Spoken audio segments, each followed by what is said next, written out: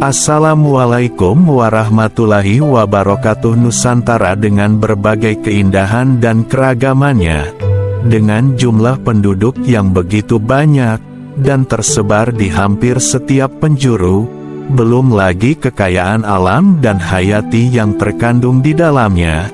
Tentulah pemimpin negeri ini haruslah sosok-sosok yang sejatinya telah mendapatkan izin wahyu keprabon dari Yang Maha Kuasa, karena tidak hanya sulit, tetapi juga sangat besar dan tinggi amanah tanggung jawabnya. Untuk menjadi seorang pemimpin di negeri ini bukanlah hal yang mudah, bukanlah hal yang bisa dipersiapkan dalam waktu yang singkat, atau hanya sekedar pamor ataupun tenar, karena jutaan manusia hingga jutaan hektar luas Nusantara beserta isinya ada pada amanah yang ditanggung di atas pundaknya. Tak luput dari ketersiapan seorang satrio piningit, yang ditunggu-tunggu kelak akan muncul sebagai ratu adil di negeri ini.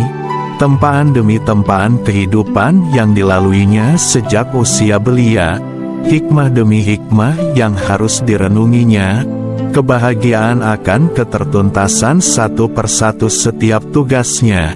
Ia menebarkan kasih dan sayang kepada siapapun, ataupun menahan amarahnya karena beliau tidak boleh serta-merta mengadili ketika menghadapi ketidakseimbangan. Semua adalah bagian dari proses kedewasaannya untuk kelak akan memimpin negeri besar ini. 3 hal utama yang menjadi awal pembelajaran kehidupannya yang merupakan sarana untuk mendapatkan ilmu dan kemampuannya, yaitu: pertama adalah terus mengasah kepeduliannya terhadap sesama. Mengenali kehidupan adalah kekuatan. Bagaimana mengelola perasaan simpati dan empati dengan bijaksana dan cepat tanggap. Tak perlu sungkan menerima rasa bahagia ataupun terjatuh akan kesedihan yang dirasakan oleh umat lainnya. Menekan hilang ego akan perasaan iri dengki terhadap pencapaian yang belum didapatkannya dibandingkan orang lainnya. Belajar bahwa manusia haruslah mampu memanusiakan manusia bila ingin menjadi manusia sejati. Kedua adalah dahaga akan berbagai bidang keilmuan, sebagai bekal arah tujuan kehidupan yang tidak hanya untuk menolong dirinya sendiri tetapi juga umat lainnya. Senantiasa mengisi memperbesar kecerdasannya, untuk siap memahami berbagai bidang implementasi kehidupan.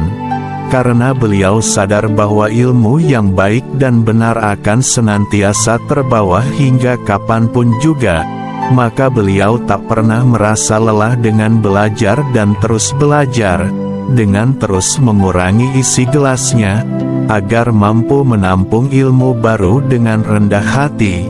Ketiga, adalah terus berusaha bermanja-manja mendekat dengan Tuhan Sang Maha Penciptanya, mengenal syariat kehidupan yang disertai marifat secara vertikal dan horizontal, memiliki rasa eling akan ketakutannya, agar tidak memicu kemarahan ilahinya, untuk kembali mengerti kesejatian akan makna tujuan dari perjalanan nafas yang sesungguhnya, karena kematian yang sesungguhnya adalah awal dari kehidupan yang sesungguhnya.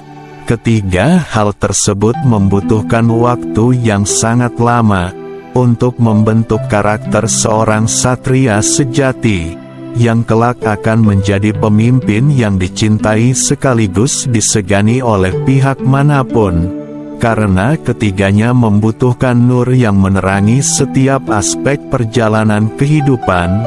Ketiga hal tersebut terus dilakukan, maka secara tak sadar akanlah terus berdatangan ilmu dan kemampuan baru yang menyertainya. Termasuk di dalamnya adalah karomah yang Allah hadiahkan kepadanya, untuk menolong umat sesamanya dalam tugasnya, yang senantiasa adalah bagian dari syiar perubahan peradaban yang lebih sembodok, atau cukup kuat dan sepadan, juga fatonah dan amanah. Negeri ini memerlukan perubahan. Mari kita isi bersama untuk melakukan perubahan ke arah yang lebih baik dan benar, sehingga tercipta Sembodo, Kuat, Gagah, Pintar, dan yang lainnya.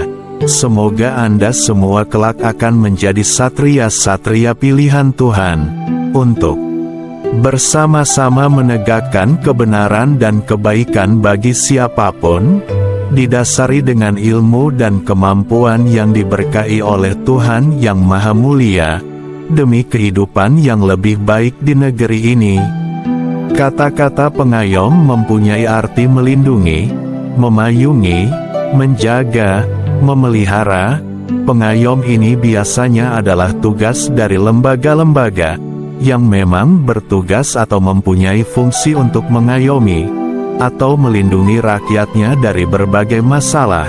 Tapi tidak jarang para individu pun banyak yang sadar diri untuk mengayomi orang-orang yang memang membutuhkan perlindungan. Tapi pada kenyataannya, pada zaman sekarang ini atau sebut saja zaman pamrih, sudah menjadi rahasia umum, yang apapun itu bila kita ingin meminta perlindungan dalam bentuk tertentu, semua serba pamrih, atau memerlukan materi untuk mendapatkannya. Yang jelas bagi kaum kecil sangat sulit untuk meminta perlindungan dalam bentuk apapun tanpa atribut-atribut keduniaan. Semua serba diukur dari harta, tahta, jabatan, bahkan uang. Di zaman serba pamrih dan serba hiruk-pikuk ini, jangan khawatir, masih banyak sosok yang peduli dan sangat mengayomi terhadap kaum lemah. Salah satunya yaitu Sang SP. Ia tampil sebagai sosok pelindung dan pengayom bagi masyarakat kecil yang tanpa pamrih dan iming-iming keduniaan. Ia begitu tulus memayungi dan melindungi orang-orang yang memang butuh perlindungan. Ia tampil membela yang lemah, menjadi sandaran bagi mereka yang tidak mampu. Sang SP tidak diketahui jati dirinya oleh orang-orang itu. Mereka hanya tahu bahwa ia adalah satu sosok yang begitu peduli pada sesamanya, berbudi mulia dan selalu menjadi tumpuan ketika kesulitan. Oleh karena hal itulah terkadang juga ia dimanfaatkan oleh orang yang tidak baik, dan hanya mengambil keuntungan dari sosoknya. Sang SP akan cepat bergerak bila ia menemukan atau mendengar permasalahan yang terjadi. Ia bergerak tanpa aba-aba langsung kepada inti permasalahan, dan sudah banyak orang-orang yang terbantu olehnya. Tentu saja semua itu ia lakukan dengan sukarela dan ikhlas, sehingga sosoknya dikenal oleh orang-orang sebagai pengayom yang tulus dan disegani. Tampilnya Sang SP sebagai pengayom, maka ia dikenal oleh orang-orang di sekitarnya, atau yang pernah ia bantu. Karenanya kemanapun ia melangkah, ia akan selalu disambut orang-orang dengan penuh simpati. Makna dari uraian di atas, mari kita sama-sama jadi pengayom dan pelindung bagi orang-orang yang memerlukan, terlebih pada orang-orang yang terdekat dengan kita. Jadilah sandaran kedua, karena sandaran yang pertama kita hanya pada Sang Pencipta. Jadilah sandaran yang nyaman bagi orang-orang lemah. Jadilah pengayom yang tanpa pamrih dan ikhlas. Karena segala kebaikan yang kita lakukan, maka itu akan berbalik pada diri kita sendiri. Biarlah di sana segala sesuatu dihargai dengan materi, tapi kita jangan, karena ketulusan dan keikhlasan akan menjadi jalan pembuka bagi kesuksesan dan keberhasilan.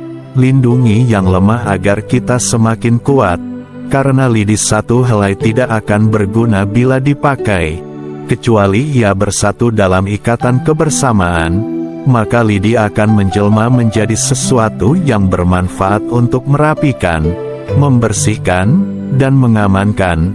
Sukses terus, tetap jaga persatuan dengan damai untuk Nusantara.